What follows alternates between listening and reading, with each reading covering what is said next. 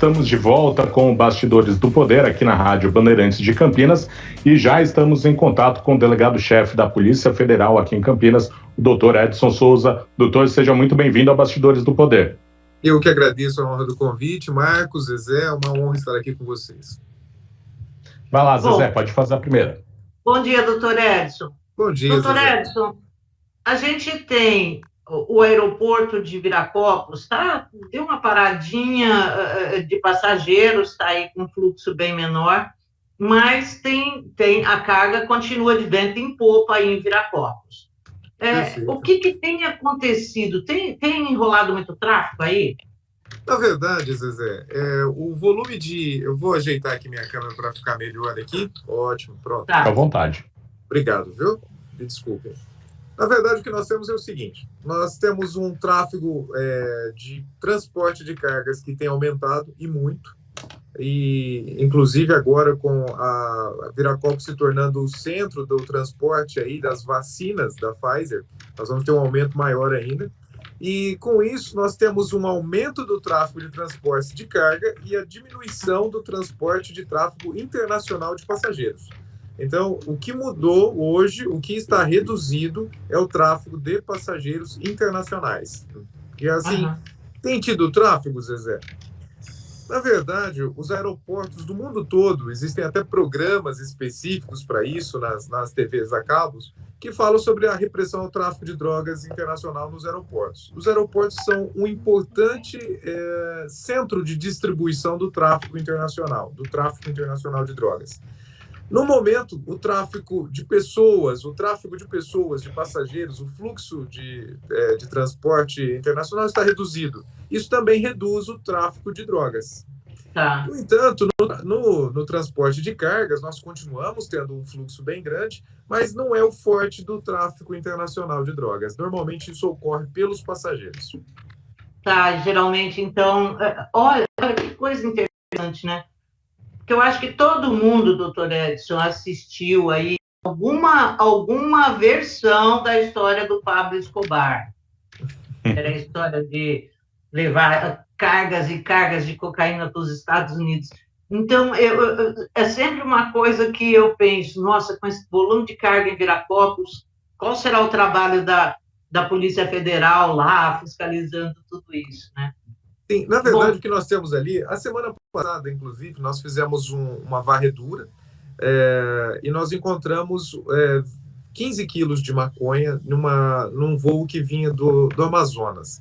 E depois, logo na mesma noite, houve um outro flagrante com cocaína de uma outra passageira que também vinha do Amazonas, e as duas passageiras iam fazer aqui o que Viracopos faz de verdade, que é a conexão com outros destinos. Então, vamos separar isso, Zezé. Existe também o tráfico internacional de drogas por aviões exclusivos, que são aqueles aviões que carregam 400, 500 quilos e descem nos canaviais do estado de São Paulo, principalmente na região nordeste do estado. Eu vim, por exemplo, antes de ser chefe aqui em Campinas, eu era chefe em Ribeirão Preto. E lá os aviões eram muito comuns, nós chegamos a apreender 26 dessas aeronaves. Em 2011, ficou muito famosa uma imagem em que uma das nossas viaturas em Ribeirão Preto batia na asa de um avião. Isso está no YouTube até hoje, são milhões de acessos, e isso foi passado no mundo inteiro. Então, nós já tínhamos até um know-how específico de como combater o tráfico de drogas nesses canaviais. Isso é uma das facetas do tráfico. Agora, quando nós falamos de voos como de cargas e de passageiros, aí nós temos outras facetas. No de cargas, principalmente, nós temos as drogas sintéticas, né, que passam pelas encomendas postais. E nos passageiros, que também têm drogas sintéticas, nós encontramos uma quantidade maior aí de cocaína e maconha. Os números são grandes. Os números, por exemplo, em 2019, nós chegamos a 0,5 tonelada de drogas, sendo que a maior parte dessa foi apreendida no aeroporto de Viracopos. É muito? Sim, é muito, porque se você entender que cada apreensão é de meio quilo, de 600 gramas, de 900 gramas, né, dificilmente chegando a 1 quilo ou 2 quilos, quando você chega a 0,5 tonelada, você tem 200 ocorrências, assim. Meu Deus, doutor, que loucura. E já mudou a característica dessas pessoas que fazem esse tipo de tráfico através do transporte aéreo, né? As famosas mulas, né? Que a gente tinha antigamente, que a gente ouvia falar bastante, até pessoas que engoliam de repente a droga, né? Para fazer o transporte internacional. Como mudou essas características? Não, não mudou. Bem perguntado, Marcos. É o seguinte, os engolidos são uma característica à parte, né? São pessoas que aceitam ingerir cápsulas de drogas e de 1,5 quilo, às vezes aí, e que transportam no próprio corpo e levam isso no próprio corpo para outro continente. Isso é uma característica do tráfico de cocaína. É a droga que sai do Brasil para o continente europeu. Então, nós temos ocorrências seguidas, nós tivemos casos de morte, porque quando essas cápsulas se rompem, mesmo um pequeno furo do tamanho de uma caneta, da ponta de uma caneta Bic, é suficiente para despejar uma grande quantidade de droga no corpo da pessoa e causar uma overdose imediata. Bom, deixa eu fechar aqui. Tá certo. Vai lá, a Zezé, eu vou passar a bola agora para a Zezé, então, fazer mais uma pergunta. São 10 horas e 38 minutos. Estamos conversando com o delegado-chefe da Polícia Federal aqui de Campinas, Edson Souza. Vai lá, Zezé. Bom, doutor Edson, a gente conversava antes de entrar no ar sobre a questão como que está a fila de passaportes, né? O que está acontecendo. Tem épocas que dão picos tão grandes assim que vira notícia todo santo dia, a gente vai lá, foto, imagem da fila de passaporte. O que está rolando aí? Zezé, nós temos muito orgulho de falar que nós eliminamos essa fila. Não por esse momento de dólar alto, de baixa demanda, não. Nós eliminamos mesmo. Primeiro que o passaporte que tinha uma validade de 5 anos passou a ter uma validade de 10. Isso já diminuiu a pressão na demanda. E segundo, que o nosso sistema está bem aprimorado, a pessoa faz o autoatendimento pela internet, e aí depois ela vai rapidamente, ela é atendida dentro do horário, não demora mais que 5 minutos esse atendimento, e no máximo em 3 dias úteis ela está recebendo o passaporte dela. A gente sempre alerta para que, se você está programando uma viagem, se você tem a possibilidade no seu emprego de fazer uma viagem profissional, ou se você se inscreveu num concurso que está sorteando uma viagem internacional, não importa, comece pelo passaporte, é a primeira providência, não tem mais fila. Hoje, com o tráfego, com o fluxo internacional de passageiros muito reduzido, a demanda diminuiu drasticamente e nós temos mais oferta de vagas do que atendimento. Dificilmente nós conseguimos preencher todas as ofertas de vagas que nós temos hoje.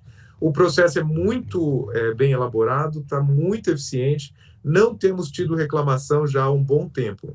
E acreditamos que com a diminuição dessas restrições aos voos internacionais, volte a ter uma demanda grande, mas nós estamos preparados, ninguém precisa se preocupar mais com aquelas filas, Zezé. Isso é uma coisa que nós temos orgulho de dizer.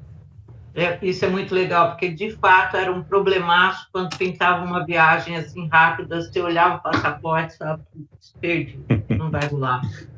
Bom, doutor Edson, uma coisa que a gente noticia sempre, eu queria ver com o senhor como funciona e se funciona legal. Os leilões. Tem sempre leilões de produtos apreendidos, assim, e são tão atraentes, né? Como é que isso funciona mesmo? A gente compra, Zezé, a gente recebe. Quem participa disso? Na verdade, você está tocando num dos assuntos mais complexos do sistema penal brasileiro e um dos mais importantes. E eu digo por quê. O grande problema que você vê nas operações da Polícia Federal é a apreensão de carros de luxo. Por exemplo, na Operação Lotter, nós apreendemos um carro sedã prêmio que provavelmente tem que ser leiloado para recompor aí o prejuízo do auxílio emergencial. O que acontece? Não havia uma legislação que ajudasse no leilão desses veículos, né, desses bens apreendidos, imóveis sequestrados e tudo mais. Então, isso ia ficando anos, carros parados, motos paradas, barcos, aviões. Quando as pessoas chegavam ao ponto de ir a leilão, era um bem que já não valia tanto, a União já tinha gasto muito dinheiro guardando esse bem, e agora o que ele voltaria talvez não fosse nem capaz de cobrir os gastos que nós tivemos com a permanência desses bens em depósito. Hoje já não, hoje existe alienação antecipada. Então, por exemplo, nós fazemos uma operação, uma dessas operações, e imediatamente, quando uma operação dessa é feita, nós já pedimos ao juiz, né, a alienação antecipada. Então, esses bens agora, eles vão a leilão tão logo eles são apreendidos. E isso é muito importante. Nós, antigamente, o leilão era feito pelo oficial de justiça, na justiça e tal. Hoje não. Hoje são contratados leiloeiros oficiais, leiloeiros profissionais, e esses leiloeiros, eles trabalham a divulgação disso pela internet e funciona completamente. Na Operação Sevandija, aqui no estado de São Paulo, que foi em Ribeirão Preto, os bens foram avaliados, os veículos eram novos, foram avaliados por 1.800.000. E eles renderam 2 milhões de reais em leilão.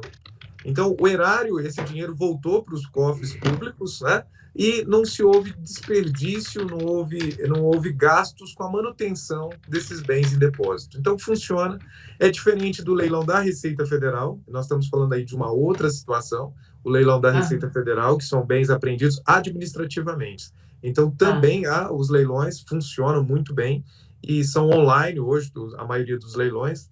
E é o que tem aí disponível para as pessoas adquirirem bens agora cada vez mais novos, por um valor menor, e o erário, que somos nós, né, no fundo, a sociedade, ser ressarcida da prática de crimes aí.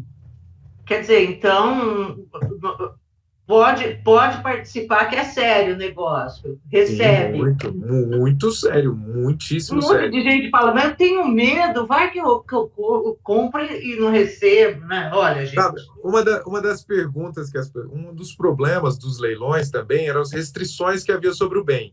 A pessoa arrematava o bem, ela tinha que depositar o valor em juízo, ela depositava, aí o exequente ou o executado, ou o terceiro interessado entrava com embargos, entrava com ações diversas, impedindo que aquele bem fosse entregue.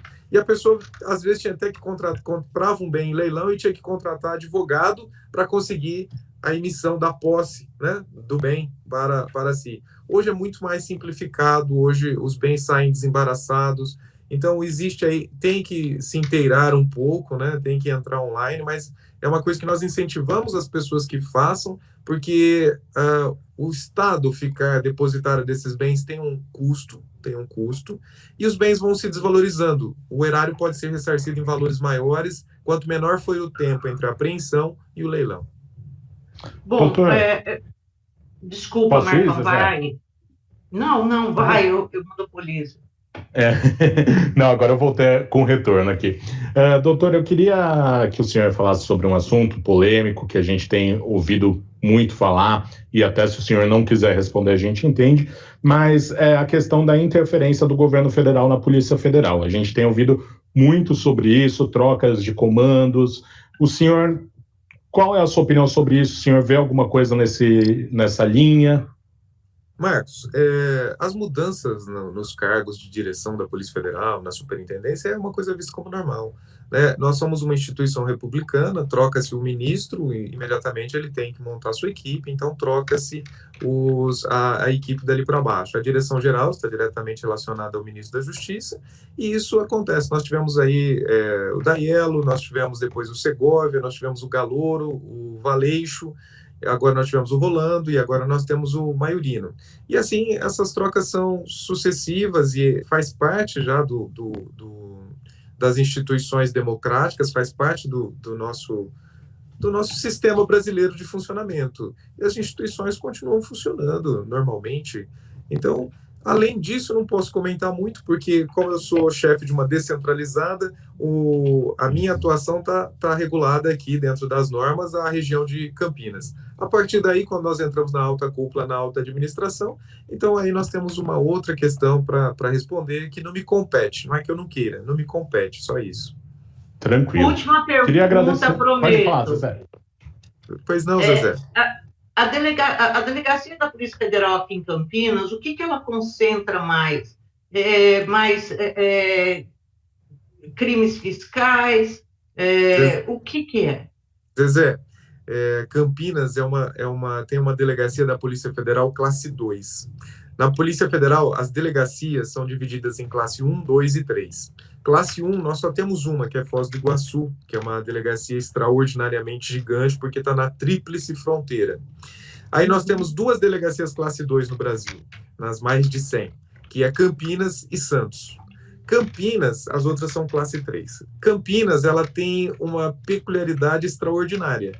Por quê? Porque é a única delegacia do país onde há um tribunal, porque os tribunais normalmente estão localizados nas capitais, onde há superintendências, né? Então, o tribunal, nós temos o Tribunal Regional do Trabalho, que é um dos maiores do país. Nós também somos a única delegacia do país localizada numa cidade que tem um aeroporto internacional do volume de Viracopos, que é de carga, um dos maiores da América Latina, e de passageiros, atingindo aí, em condições normais, 10 milhões de passageiros. Todas essas características de uma metrópole que Campinas tem, a delegacia também acaba absorvendo. E, diferentemente de outros lugares, nós não temos uma situação específica. Numa cidade tão grande, numa região complexa, desenvolvida economicamente como é Campinas, nós temos aqui tráfico de drogas, crimes de corrupção, crimes contra o sistema financeiro, crimes previdenciários, nós temos crimes eleitorais, crimes de pornografia infantil, em grande quantidade. Nós temos atualmente, na Delegacia de Campinas, 2.000 investigações em andamento. São 10h48. Muito obrigado, doutor Edson Souza, delegado-chefe da Polícia Federal. Um abraço. Eu que agradeço. Um abraço a todos.